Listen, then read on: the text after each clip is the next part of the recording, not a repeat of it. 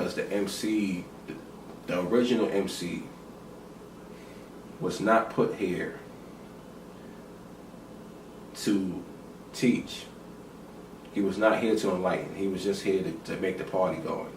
And at a certain point, the MC realized, I have the platform to actually say something with significance. So because I have the platform to say something with significance and the ability to say something with significance, that means I have to say something with significance. Gotta have it, make it disappear and bring it appear like magic. Money, gotta have it, make it disappear and bring it appear like magic. That's the evolution of it. Right, that was part of it. And that was a big evolution from where it stood, because like you stated, it was party music when we created hip hop. It was meant to get people to, engaged, get people to get happy, just have a good time. But the evolution of that was, now I can actually, thanks to Kool now I can, say something and it has a purpose, or it has some type of point, lyrical direction to it, which was powerful at that time. And then the evolution of that, because we went through many evolutions, so that was one evolution. The initial evolution was the party music, right? And then the second evolution was, oh wow, now I can be, I can say something on top of this. Now I can be lyrical thanks to Kool. So now then the evolution of that, well now we done killed the 4/4 rhyme scheme. We done killed that, with telling the truths, telling, about the inner city and telling the world about what's going on, where we come from. Now, kind of, how can we evolve that? And that's where Rakim come into play. And Rakim said, well, how are we going to evolve that? And they evolve into the internal rhyme schemes, the 2/4 rhyme schemes, right? So now he's using the 2/4 rhyme schemes. Now who took that and evolved that? Now to the stream of that today, like I was talking earlier, I would say Eminem, or definitely Tech Nine. You are good examples. They probably ain't the only ones, but very good examples. Just taking that technicality and then taking it to a whole nother level and being super technical, right? And now what's the other extreme? Because there's always two, but you always have to be balanced. So it's always two. So then now that's the technical, and people will say either the fluctuated or the non-technical, or Bruce Lee say like water. You know what I'm saying? Be more fluid. That's on the opposite end, and then you can be in the middle, perfect balance, while still observing. You know what I'm saying? The opposite end, on each side.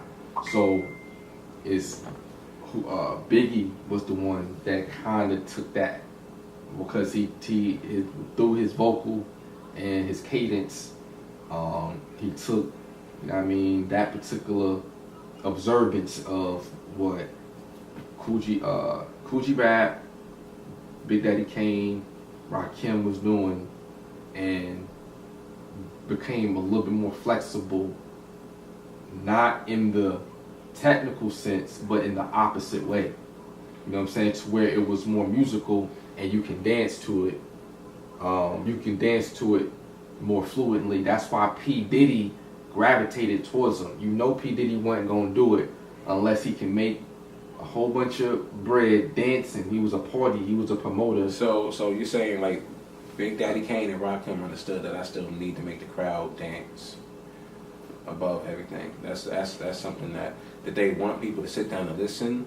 What they wanted people to be observant of the lyrics and what he was saying. Rakim was the only dude that can come up in the show, and come up and he put the microphone to his mouth, and as soon he started rapping, complete silence. It was in awe.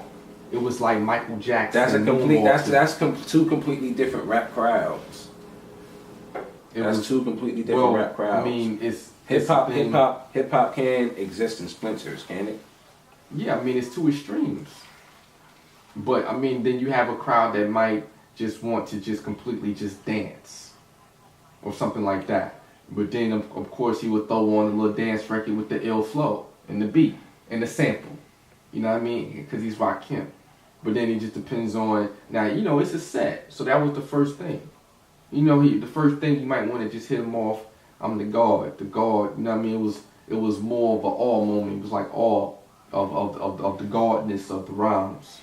You see what I'm saying? So in that sense. So do you see rap music today? We're talking about hip hop, how it ties in. We about to end this first sample lesson for y'all so y'all can understand what it is that y'all gonna be seeing in the future. So to close off the 5 elements, we already talked about the other 5 elements, how they relate to today. Mm-hmm. So do you see a problem with the way that the Emcee element of hip hop is presented today? Is it a complete misrepresentation of what the Emcee is supposed to be, or does it actually capture what an Emcee is supposed to be exactly? It doesn't really capture in complete totality of what an Emcee is supposed to be. However, it relates to black people that are going through a certain reality in a certain subculture, in a sense, and quite frankly, now it kind of just turning into some internet gangstery, to where you can be an internet gangster, to where you can quite literally just sit in your room and make tons of videos and nobody knows you, but you can make these videos and you can upload these videos and you have ill promotional team and then soon enough people knows you on the internet. So it's a business. It's a thing. You're saying it's a business. Yeah, I mean it's so it's like, why the fuck, as I'm understanding this, as MCs, people aren't operating more with a business mind state at all times. Why are we trying to conduct business with a non-business oriented mind state? You know, we're trying to get money, right? So let's approach everything as businessmen, right, as intelligent businessmen who are trying to be responsible. Like you talk about what you hear with the rappers, like I said it and I'll say it again. Rappers lie about their lives. Why? Because it sounds exciting, but that's something we understand as fans. We just want to be entertained. Some people just want the entertainment. So they're not going to tell you about the fact that they have to wake up and pay bills that morning, or they have to transfer money from one card to another card.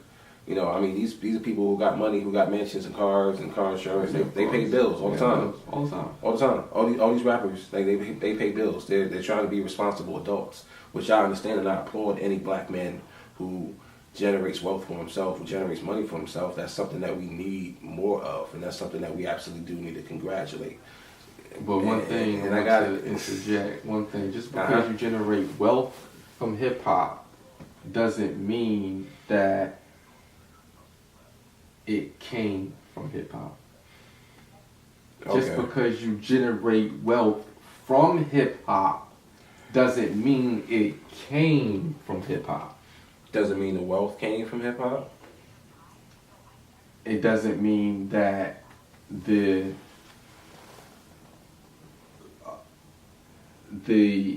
concept in which you obtain the funds or that bag, it didn't come from the original group thought of hip hop.